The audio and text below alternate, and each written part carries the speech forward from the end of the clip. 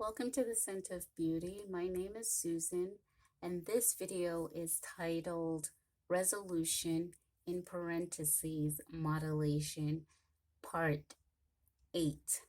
If you haven't listened to part 1 through 7, I suggest you pause this video, listen to those videos, and then come back. But this is really an extension of part 7 that I talked about how our beliefs bleeds into our resolutions and it overrides the heart brain emotion over time, that excitement that we start off our resolutions with.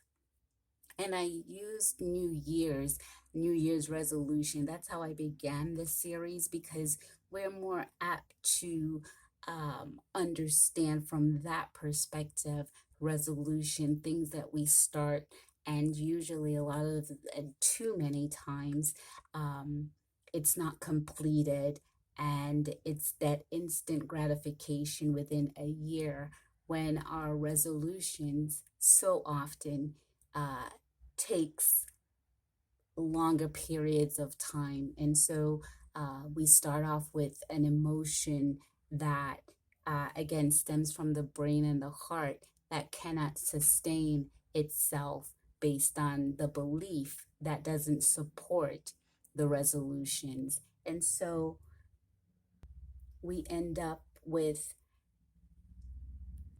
irresoluted resolution and go into the state of wistfulness, wistful thinking, which is those regrets, those longings, and we wait for another year again to begin the process.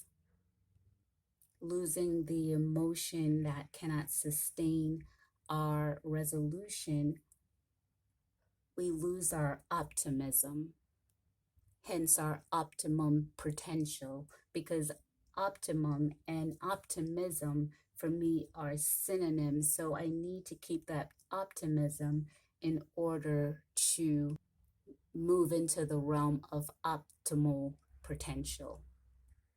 And one of the models, because I also talked about system engineering, and in system engineering we do need a model in order to have a model to help to expand resolution. Alexander Graham Bell was a perfect model because his resolution was to help those that were hearing impaired, like his mother, and he ended up on that, from that resolution, so many contribution were manifested. One of the greatest contribution is the telephone that changed generations. We're benefiting from that resolution that he had to help his mother and how he touched the entire world. He taught me fluency, and that is flowing. And in the resolution, sometimes there seems to be a hindrance when it's not specifically what we set out to gain. But in the other videos, I mentioned that in the problems, there's answers. As much as there are answers in solution, there are answers in problems. Someone answer that when someone challenged the problem, there is an answer that could change the whole universe, and well, at least the entire spectrum on this earth. And because of problems that he encountered, he found answers that we are benefiting from today. We looked at those bedrock beliefs, those beliefs that are sitting in the base of our psyche, just like a cordless phone sits in a base. And while our minds could get charged up, but not changed, because the wired emotion and beliefs are not coinciding. And we keep on reverting back to coil emotions and standing beliefs, not having the ability or the knowledge to modulate, and that is to change. Synergic energy that is needed to help our emotions and our belief system to work together to create a better final outcome for our resolutions. Theoretical physicist Albert Einstein, he said that I have no special talents. I am only passionately curious. And I like that quote because he emphasizes the passion and curiosity to go beyond the resolution that we could muster up emotionally and get curious to change our belief system based on passion. What usually happens is we try to adjust the hardwiring in our belief system, and we run to different locations that reveal again and again, like these quests that we go on for translation. So we go to workshops, motivational speakers, because we're looking for something and someone to help us to translate what's going on with ourselves. And the problem, as I said before, has answers. So our psychological managerial skill as it pertains to ourselves, we have to develop that curiosity within, and we have to develop that from within. That passion that is needed to modulate, that is not a force that could come externally. It emanates from within outward. And with our resolution, we have to develop a transfiguration. And when I say transfiguration, that's the modulation, that amplitude, that frequency, and that phase have to change of all our components, our brain, our heart, and our psyche, what we believe. We have to keep being, or I should say, we have to keep evolving, because without transfiguration, we keep being who we have always been. Or I should say, we keep being who we have become. That's not change if we keep being that same individual. There is no extension beyond the system of belief, regardless of our emotional consciousness. If we're feeling good, we have to factor in what is the last psyche change. Many times, what happened is there's a mistaken belief that lateral changes uh, is mistaken for evolutional changes. And what I mean by that is we try to relocate with the same wired network. That's a lateral change.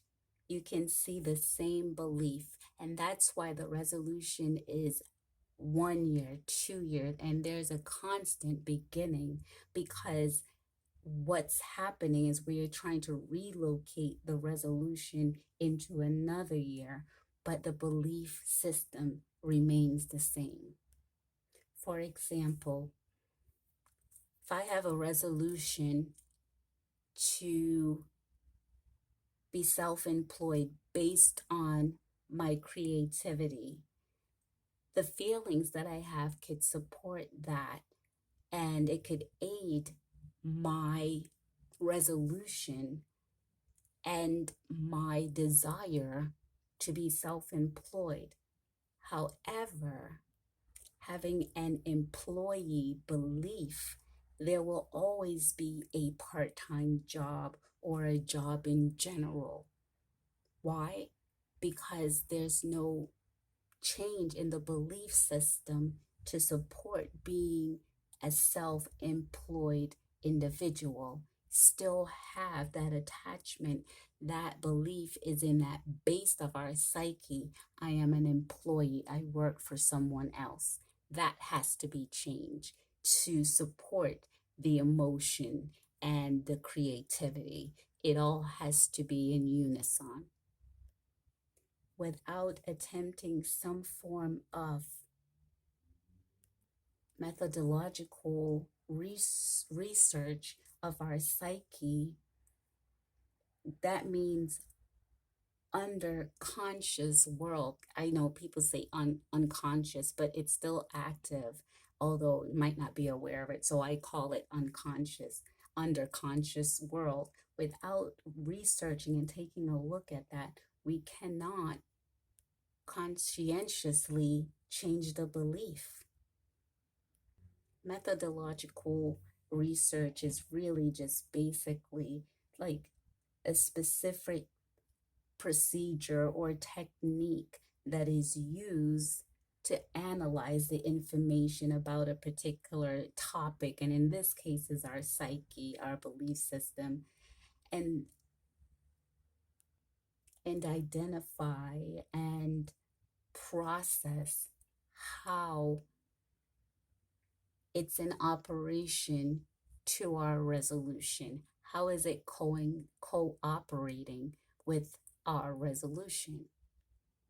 I want to share on modulation and explain this theory that I'm referring to. I know two talented individual that are right now in the gray area of their resolution, and one is manifesting. Actually, both are manifesting greatness from within, but they're not modulating. And the one individual is more advanced in pouring out their greatness, and this individual has been doing this for years while the other one just began. And I would say that I'm in between both of them as far as the process is concerned. However, I'm taking a look at modulation and my belief system, how that factor in to these resolution. Instead of having long drawn out conversation, and that is another wired form of expression, the brain and heart. I feel, I feel, to keep conversating with another individual instead of taking a look at my belief, talking about my belief and talking about my feeling. Sometimes that's where methodological research comes in, where I have to analyze my internal information, not externally talk about it. There is a German philosopher. His name is George Wilhelm Friedrich Hegel, I believe is his last name, Hegel. And he said, nothing great in the world has ever been accomplished without passion. And I think the passion is really looking and doing that research within ourselves, and the passion to have our resolution to manifest into that greatness. We need that passion, but the passion is within, not the passion externally, or within contributes to the external workings, dynamics. So because uncertainty emanates from the brain and heart, after a while, as I said, there's an excitement, the emotion of the heart, it pumps up that adrenaline. But after a while, it starts to taper off, and we would be in a metaphorical emotional bubble. But uncertainty starts to deflate that emotion, and the certainty Certainty is the beauty that is being presented when we start to look at our psyche and our belief system. When that starts to get modulated, then there is a surety that comes about, because our time and talent and effort equal the knowledge of your brand, my brand, which is ourselves. And certainty and uncertainty, no, I should say surety and uncertainty, that's two separate networks. And so modulation is the network that we need to use to get us to the destination. So it's a way of clearing up our uncertainties. But we have to locate the areas in the belief system in our psyche through research. So I think it's in part 6, I talked about a landline. We start to use the devices from Alexander Graham Bell to show different aspects between our conscious, subconscious, and unconscious worlds. And so a landline consists of a base station, right? And even with a charged cordless phone, it still rely on the wired network. And so that's what I'm talking about. The emotion could feel like we're charged up, but without moving or going anywhere. And the phone itself requires a base to be placed in. So it's just like our belief system. It's in the base of our psyche, and we get charged up, but we don't change. And so we feed the emotions, like these individuals that I was referring to, they go into a lot of localization where their family, friends, and all in betweens acquaintances tell them how great their creativity is. And that's awesome. I like that encouragement. But what that does, it keeps them localized instead of the resolution and the modulation they need to be universal, optimize their creativity. That's why so often people join organization with others that, have the same optic fiber cable connection, right? That self improvement, but, that's geared to self improvement, but the minds are so wired to stay put. The groups and organization helps in the framework, like the cordless phone. But what it does help to do is keep individuals into groupthink. So again, the mind is charged up but not changed. And unfortunately, year after year, sadly for some individual, a lifetime, not being able to obtain the self-awareness that's required to modulate. We're out of our own psyche range.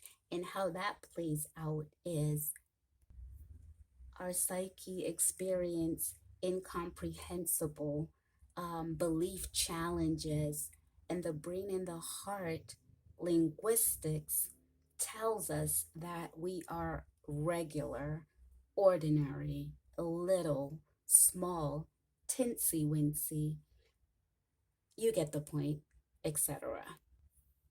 And the wired realm observe those that have transcend, have applied modulation, and there's a label on those individuals. We call them superstars or super beings. The little old me adage, that's a belief, and that quote unquote doesn't happen to people like myself, platitudes. It gives our belief system in our psyche, it keeps it dull, and it makes us in our belief meaningless. Travis Bradbury, I think he's the author of co-author of Emotional Intelligence, I believe. But Travis Bradley, he says grit is that extra something that separate those successful people from the rest. It's the passion, perseverance, and stamina that we must channel in order to stick with our dreams until they become a reality. Modulation. History teaches us that greatness lives within man. His greatness, if allowed, carries him or her beyond the sphere of self imposed setbacks, and that the setback is the belief. Jacked in, plugged in to an immovable belief, stagnated. But no worries, we have quantum tunneling, and that's required to forge through belief blockers. And in the next video, we're going to take a look at belief blockers and how to move beyond those things that hold us, hem us back, and help us to move beyond even what we could fathom emotionally when we're developing our resolution. We're going to move from a baseband to a broadband. And I know just the person that could help us and be our model in the next video to help us to broaden our arising. Thank you for joining me. Welcome to the Scent of Beauty.